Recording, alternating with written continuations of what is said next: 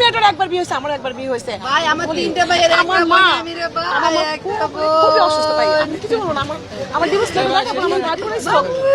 ও আমার পিছে লোক লাগায় ক্রাইম করে ও আমাকে বিয়ে করছে। ও যেন আর জীবনও কোনো মেয়ের জীবন নষ্ট না করতে পারে। এই যে হ্যাপি শাহানাজ,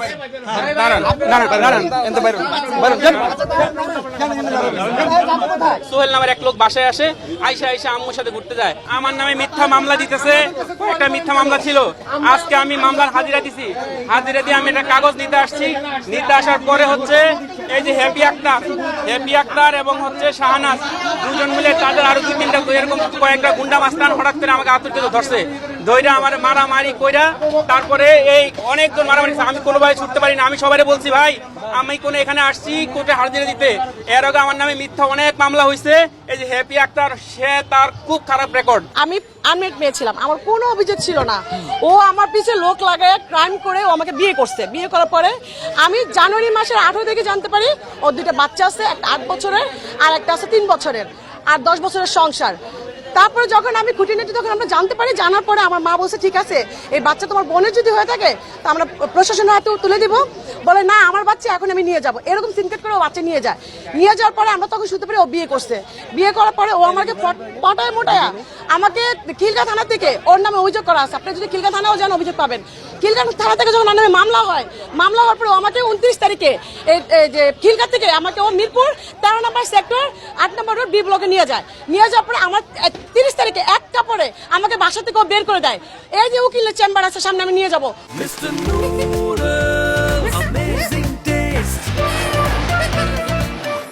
উকিলের চেম্বারে নিয়ে আমাকে থ্রেট দিয়ে বলে তুই এখানে সিগনেচার করবি, এখন যদি সিগনেচার না করস তুই আমার বাসায় ঢুকতে পারবি না, আর তোকে আমি রাখবো না। এই কথা বলে ওর মা বলে কি যে আমার ছেলেকে তুই যদি 22 লক্ষ টাকা না দেস তাহলে আমার ছেলেকে আরেক জায়গায় বিয়ে করবো। আমার শাশুড়ির 2টা বিয়ে, আমার ননদ যে নিপু ওরও 2 বিয়ে, নিপুর জামাই যে মাহফুজ ওরও 3 বিয়ে। তারপরে আছে বড় বোন হুকুমনি, তারও 2 বিয়ে, তার স্বামীরও 2 বিয়ে, হুকুমনি যে আছে আমির ভাই। আরো যখন মা শামসুন নাহার ওরও 2 বিয়ে। আমার শ্বশুর রিসেন্টলি মারা যায় আমার বিয়ের পরে। ও লুকায় থাকে, ও লুকায় মানুষের কাছে বলে বেড়ায় আমি খারাপ, আমি এইটা, আমি সেইটা। তো তুই আমি যদি এত খারাপ, তুই বিয়ের আগে দেখাস না খারাপ নাকি ভালো? আমি এক ঘরের এক মেয়ের একটা ঝি, আমি একটা মাত্র মেয়ে, আমি আমার কোনো অন্যায় ছিল না। আমার মা ধুমধাম করে ফার্নিচার দিয়ে ওকে সম্পূর্ণ চাহিদা পূরণ করে বিয়ে করে দিছে। ওই ফার্নিচার আটকে রাখছে, আমার গহনাঘাট সব আটকে রাখছে, আটকে আমাকে তালাক দিছে। এখন আমার তালাক কার্য হয় নাই, সামনের মাসে 3 তারিখে আমার তালাক কার্য হবে। এই তালাক দিয়ে ও তারপরে দ্বিতীয় এই কাজ করছে। পরে ওর বড় বোন আপনি আমার কাছে আসছে যে আপা আমার মেয়েগুলো কোথায়? বলছি ভাই আমার কাছে মেয়ে নাই, ওর মেয়েগুলো আমাকে বলছে বোনের মেয়ে। যাই হোক আমার কথা এখানে, তুই ফ্রড করবি কেন? ওদের গ্রামে গেছে, গ্রামের মধ্যে সেম কথা। আর আমাদের একটাই দাবি, বড় বউ 2টা বাচ্চা আছে, সেই বাচ্চাগুলো আইনের দ্বারাই সে হ্যান্ড ওভার করে দিবে। তার কাছে রাখা তার অধিকার নাই, কারণ তার মা বোনের সবার চরিত্র খারাপ। ও যেহেতু তোর বড় বোন নামে অভিযোগ তুলছে, আমার নামে অভিযোগ তুলছে, সে মানুষ কখনো ভালো হতে পারে না। আমি আমাদের বাচ্চাদের সেফ চাই। ও বড় বড় উপরে লাঠি নিছে, ও মিডিয়ার সামনে কেন সব কথা বলতেছে? ওর সাথে যা হয়েছে আমার সাথে যা হয়েছে আমরা কেন মিডিয়ার সামনে বলতেছি? এই জন্য এত বড় একটা লাঠি নিছে গাড়ির ভিতর থেকে নিয়ে ওকে মারতে গেছে। ও আমি তোর খেয়াল করিনি, পিছের দিকে আমি তো তাকাইনি, ও খেয়াল করে তাকাইছে, ও যে ওর কলার ধরে টানছে। টানার পরে দেখেন একটা মানুষ কতটা ক্রাইম করতেছে। মারধর, আমার অপারেশনে ঢুকে আমার ডিসেম্বর মাসের 1 তারিখে ইয়ে হয়, আপনার অপারেশন হয় ইবিসির হাতে, ডক্টর পান্না স্যারের হাতে। ওই রিপোর্টগুলা আমি শ্বাসের প্রবলেম আছে, সেই মেডিসিন, আমার রিপোর্ট, আমার চেক বই, আমার সবকিছু ও সব ওর বাসার মধ্যে উঠায় রাখছে, আমাকে এক কাপড়ে পাঠাচ্ছে। এই যে হ্যাপি শাহানাজ,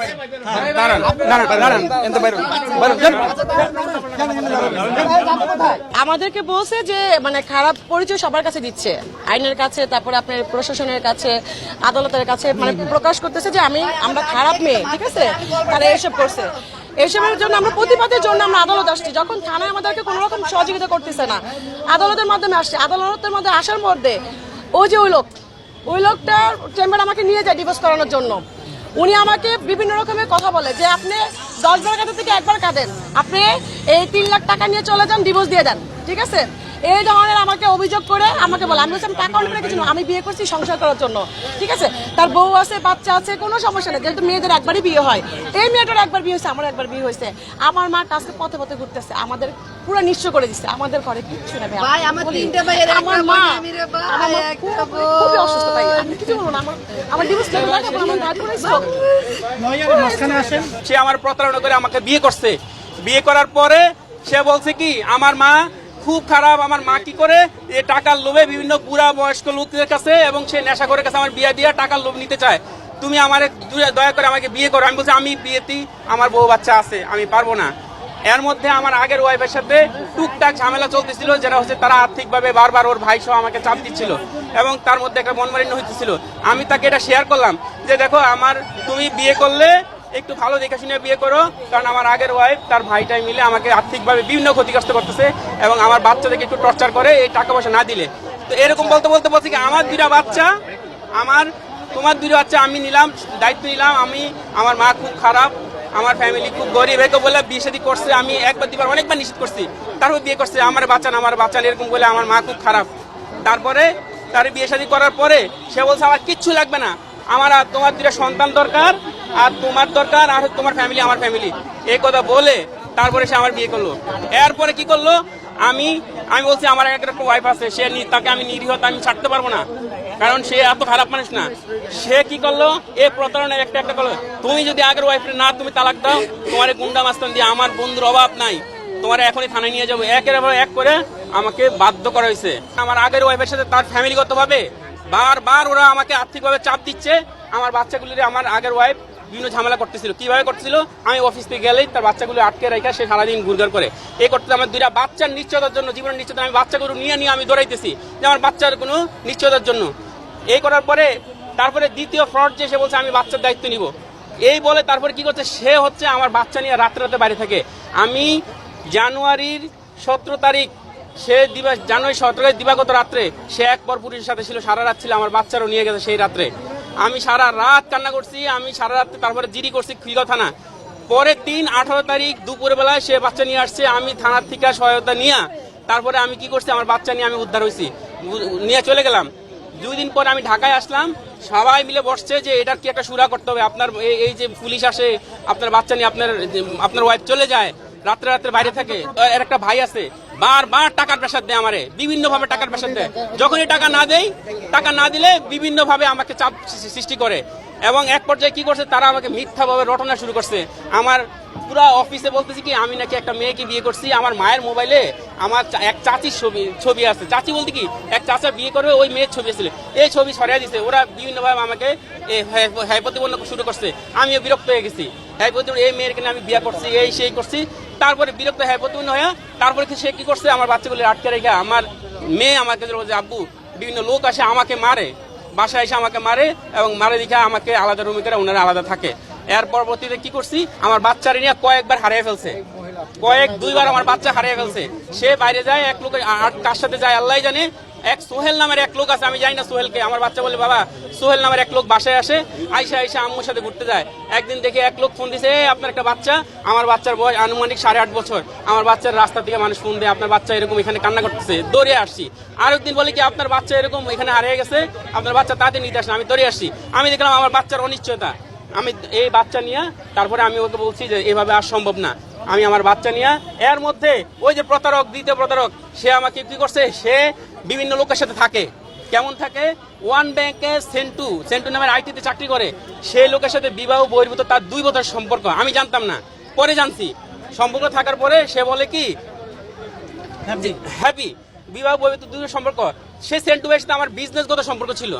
সে ওই লোকের সেন্টুর যাবতীয় সম্পদ নিয়ে সে এরকম করে তাকে থ্রেট দিয়ে চলে গেছে। বিবাহ বহির্ভূত যেহেতু সে ভয়ে যা চাইছে সেটা দিয়ে দিছে, দিয়ে কি করছে, সে এখন একদম লাপাত্তা। সে কারণ বাজারে বসে ওয়ান ব্যাংকের, আজ নাম না ডিটেল না বললাম, সেন্টু ভাইয়ের মোবাইলে আমার নাম্বার পাইছে, যেহেতু আমার ব্যবসায়িক ট্রানজাকশন হতো। সে 1 দিন 2 দিন আমাকে ইমুতে কল দিয়ে এইভাবে আমার সাথে সম্পর্ক করছে। তারপরে সে তার ফ্যামিলিগত বলছে আমি খুব নিরীহ, আমার মা খারাপ। ও এবং হচ্ছে হ্যাপি দুইজনে মিলে হ্যাপি ওকে বিভিন্নভাবে মিসগাইড করে হচ্ছে আমার বিরুদ্ধে খেপে ফেলছে এবং কয়েকজন লোক তারা আমাকে এরকম করে ধরে টানা হেঁচড়া করতেছে, আয় তোরে এখন পুলিশে ধরে দিব। এখানে সবাই দেখছে যে এখান থেকে ধরে আসছে। আমি সবার কাছে ভাই বলছি, ভাই আমার বাঁচান। একটা মামলার ধার্য তারিখ আজকে ছিল, তো ওনারা আসছে বাদী হিসেবে এখানে হাজিরা দিতে, আসামিও আসছে হাজিরা দিতে। তো হাজিরা দেওয়ার পরে ওনারা দুইজন আবার কার সাথে কথা বলতেছে, মিডিয়ার কেউ হয়তো কথা বলতেছে। কথা বলার মাঝখানে এসে উনি দুইজনকে দুইটা লাথি মারছে, তলপেটে লাথি মারছে, লাথি মেরে ফেলে দিচ্ছে। আমরা সবাই যেটা দেখছি, ফেলে দিছে। ফেলে দেওয়ার পরে উনি লাঠি নিছে ওদেরকে মারতে। এখন আমি তো আসলে আইনজীবী হিসেবে ওনাদেরকে ওইভাবে যেতে পারি না, আমি টিপলাইনে ফোন দিছি যে আপনারা এসে সুরাহা করেন। এই হচ্ছে বিষয়। মূলত আমি এই মামলায় আইনজীবী হিসেবে এইটুকু বলবো, তার প্রথম বউ 10 বছরের এবং তার 2টা বাচ্চা, মেয়ে বাচ্চা। আপনারা সবাই জানেন খাদিজার বিষয়টা। তো এই বিষয়টার পর থেকে ওনার এই দ্বিতীয় বউ কিন্তু নারী শিশুর মামলা করছে, যেটাতে সে হাজতি ছিল। আমাকে অনেক মারছে। হাজতি থাকার পরে উনি মা বলতেছে যে আমার 2টা বাচ্চা যেহেতু মেয়ে, আমার বাচ্চাগুলো তো তার বোনের জামাইয়ের কাছে, তার পরিবারে সেভ না, মেয়ে বাচ্চা। তার ওই বোনের জামাই, আসামির বোনের জামাই 3টা বিয়ে, 3টা বউ চলমান। তো সে বলতেছে আমার মেয়ের যে কোনো সময় ক্ষতি করে ফেলবে।